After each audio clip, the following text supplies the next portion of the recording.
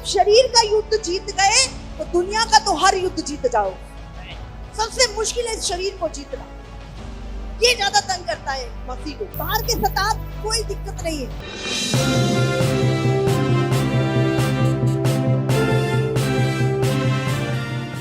ये बाइबल कोई ऐसे ही नहीं है, इसमें जो कुछ लिखा है वो सत्य है, वो रियल है। दूत रियल है, स्वर्ग और नरक रियल है। जो लोग बोलते किसने देखा है, अभी बोला दूत यहाँ पर है, वो ऐसे ही बोल रहे पास्टर जी, दिख तो है नहीं रहे, दिखेंगे सारी दिन तो गंदगी देखते हो, आंखें तो अशुद्ध है तुम्हारी, कहाँ दिखेगा प्रभु? मांगोगे शुद्ध आंखों से, प्रभु दिखेगा।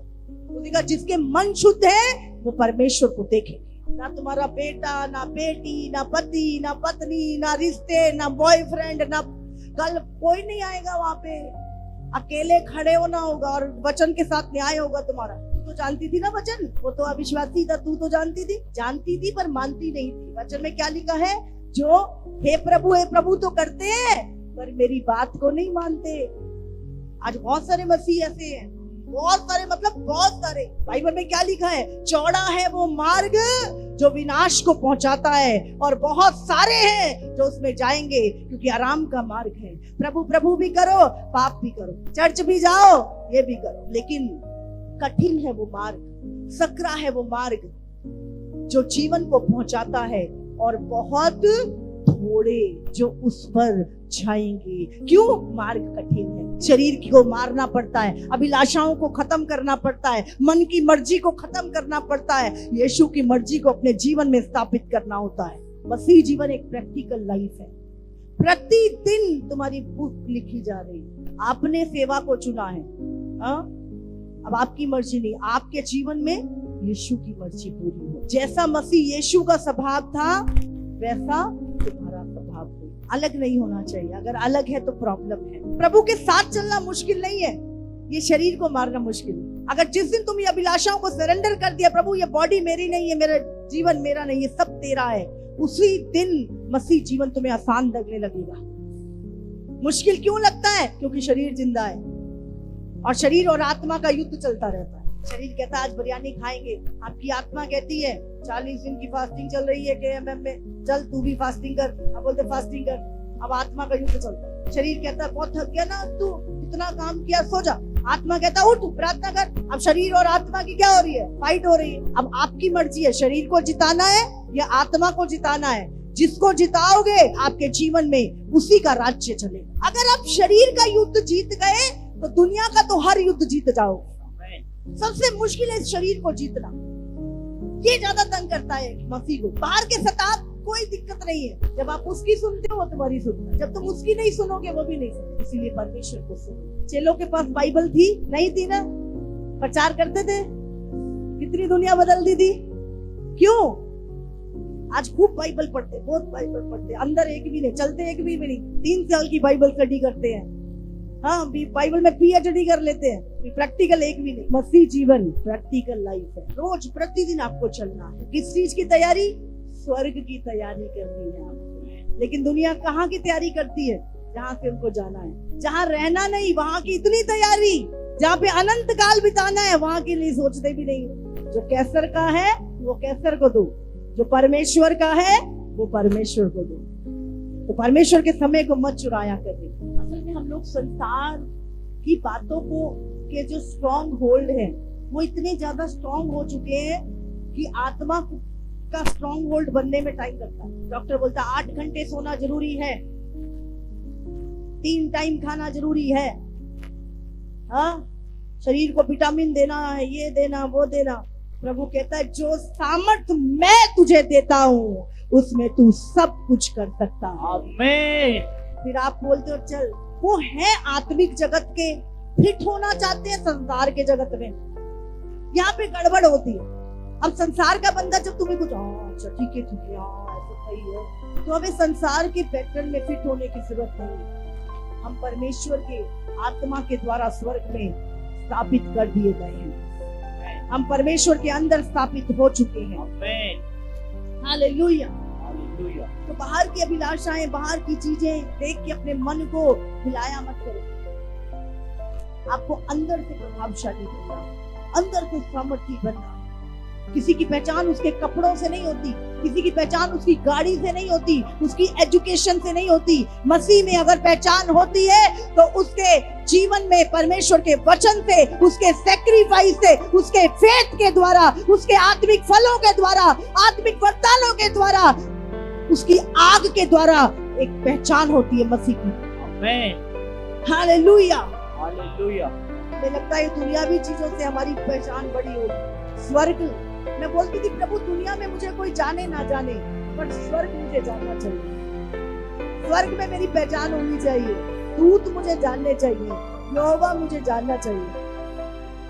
दुनिया में भले एक बंदा मुझे ना जाने, कोई चक्कर नहीं प्रभु, पर तेरे सामने तू मुझे जानता है। आज हम कहते हैं पूरी दुनिया मुझे जाने, प्रभु जाने ना जाने, आज हमें कहना है परमेश्वर तू मुझे जानता है। जब आप ये बोलते हो फिर प्रभु लोगों को बताता है मैं इसे जानता हूँ, मैं इसकी सुनता हूँ, ये मेरा है, मैं इसके विषय में जलन रखता हूँ, वो ये मेरा निज भाग है।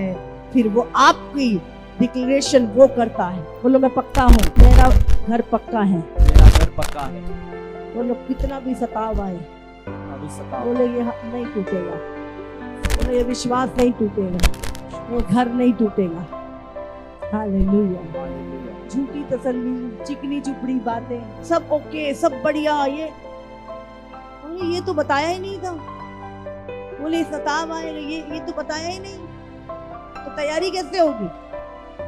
आज कलीसिया को अगर तैयार होना है तो बताना पड़ेगा। स्वर्ग सब जाना चाहते हैं, लेकिन बाइबल में लिखा है स्वर्ग कैसे जाएंगे?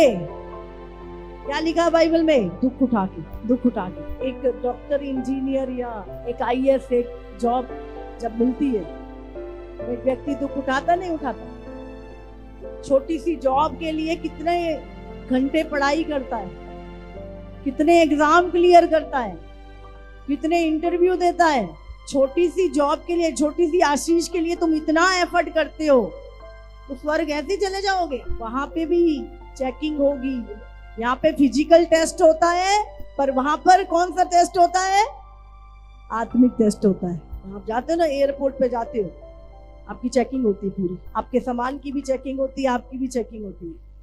और कुछ भी होता है तो उनकी मशीन बोल जाती है टू टू टू टू, और बोलते देखो देखो देखो क्या है इसमें, समझ आ रही है? तो हमारे काम भी चेक होंगे और हम भी चेक होंगे। ये आत्मिक चेकिंग भी होगी हमारी। स्वर्ग एंटर करने से पहले चेकिंग होगी, इसीलिए भले काम करें। हालेलुया। हालेलुया। हालेलुया। हालेलुया। प्रतिदिन ऐसा जीवन जिए कि हर दिन का रिकॉर्ड आज मेरा जा रहा है।